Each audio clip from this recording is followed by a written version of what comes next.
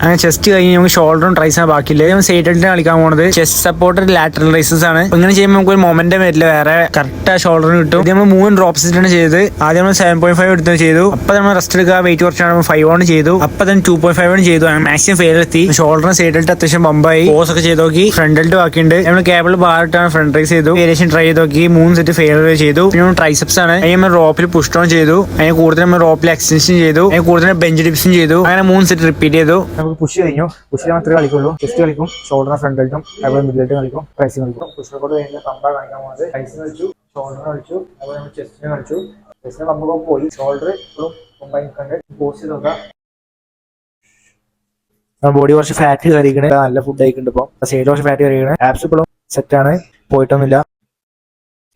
Size വെക്കുന്നുണ്ട്, നമുക്ക് അതാണ് മെയിൻ ഗോൾ. ഇപ്പോൾ മാക്സിമം സൈസ് വെക്കുക, മാക്സിമം മസിൽ മാസ് കയറ്റുക. ഇത് കട്ട് ചെയ്യുമ്പോൾ നമുക്ക് ആ മസിൽ മൊത്തം പ്രിസർവ് ചെയ്ത് വെക്കണം.